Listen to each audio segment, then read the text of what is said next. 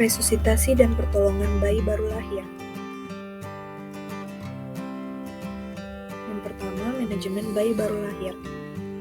Melakukan persiapan, kemudian penilaian sebelum bayi lahir, apakah kehamilan cukup bulan, apakah air ketuban jernih, tidak bercampur mekonium, penilaian segera setelah bayi lahir, apakah bayi menangis atau bernafas, tidak megap-megap, apakah tonus otot bayi baik atau bayi dapat bergerak aktif, jika bayi cukup bulan, ketuban jernih, bayi menangis atau bernafas, tonus otot bayi baik atau bayi dapat bergerak aktif, lakukan manajemen bayi baru lahir normal.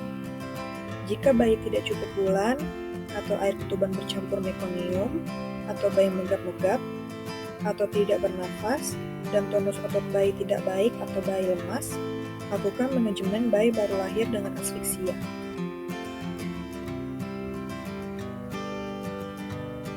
Kemudian, manajemen bayi baru lahir normal.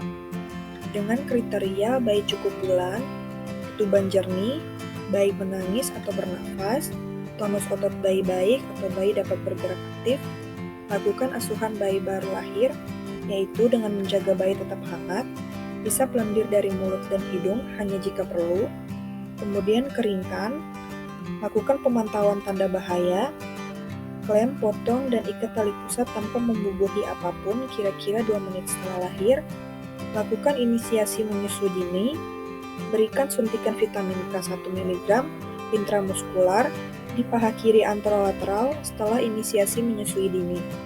Beri salep mata antibiotik pada kedua mata, kemudian lakukan pemeriksaan fisik, kemudian beri imunisasi hepatitis B intramuskular di paha kanan anterolateral kira-kira 1-2 jam setelah pemberian vitamin K1.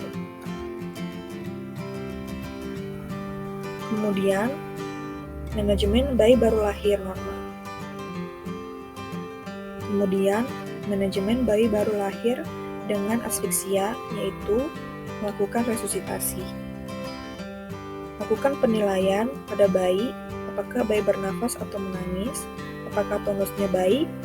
Jika iya, lakukan perawatan rutin. Pastikan bayi tetap hangat, kemudian keringkan bayi, lanjutkan observasi pernafasan, laju denyut jantung, dan tonus otot. Jika tidak, lakukan langkah awal. Yang pertama, pastikan bayi tetap hangat, atur posisi dan bersihkan jalan nafas, keringkan dan stimulasi, kemudian posisikan kembali. Lalu observasi usaha nafas, laju denyut jantung, dan tonus otot jika bernafas spontan.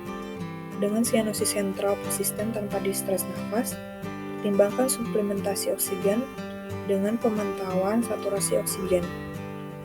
Jika bernafas spontan, dengan distres nafas, tachypnea, retraksi atau merintih, lakukan CPAP.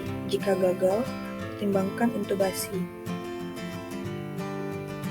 Jika tidak bernafas atau megap-megap, dan atau laju denyut jantung kurang dari 100 kali per menit, lakukan ventilasi tekanan positif dengan pemantauan saturasi oksigen. Bila laju denyut jantung tetap kurang dari 100 kali per menit, kemudian lakukan pengembangan dada adekuat. Bila dada tidak mengembang adekuat, evaluasi posisi kepala bayi, obstruksi jalan nafas, kebocoran sungkup, tekanan puncak inspirasi cukup atau tidak. Jika dada mengembang adekuat namun laju denyut jantung masih kurang dari 60 kali per menit, lakukan VTP dan kompresi dada. Pertimbangkan intubasi, kemudian observasi laju denyut jantung dan usaha nafas tiap 60 detik.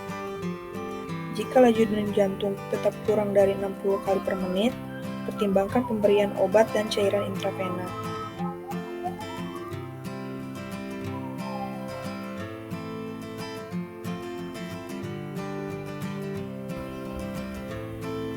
Pada asuhan pasca resusitasi, yaitu melakukan pemantauan tanda bahaya pada bayi. Tanda-tanda bahaya pada bayi yaitu bayi tidak dapat menyusu, kejang, mengantuk atau tidak sadar, nafas cepat lebih dari 60 kali per menit, merintih, nampak tarikan pada dinding dada bawah saat bernafas atau retraksi, dan sianosis sentral. Kemudian melakukan pemantauan dan perawatan tali pusat. Memantau adanya perdarahan tali pusat, serta menjelaskan cara melakukan perawatan tali pusat yang benar kepada ibu dan keluarga. Kemudian pencegahan hipotermia, yaitu berikan ruang bersalin yang hangat, keringkan tubuh bayi tanpa membersihkan vernis, letakkan bayi di dada atau perut ibu agar ada kontak kulit ibu ke kulit bayi, kemudian inisiasi menyusui dini, menunda memandikan bayi baru lahir, lalu resusitasi dalam lingkungan yang hangat. Memberikan vitamin K1 pada paha kiri anterolateral bayi 1 mg secara intramuskular, melakukan pencegahan infeksi dengan memberikan salep mata antibiotik, dan dilanjutkan dengan pemberian imunisasi hepatitis B pada paha kanan bayi 0,5 ml secara intramuskular 1 jam setelah pemberian vitamin K. Kemudian lakukan pemeriksaan fisik pada bayi, dan lakukan pencatatan dan pelaporan. Sekian presentasi dari saya. Terima kasih.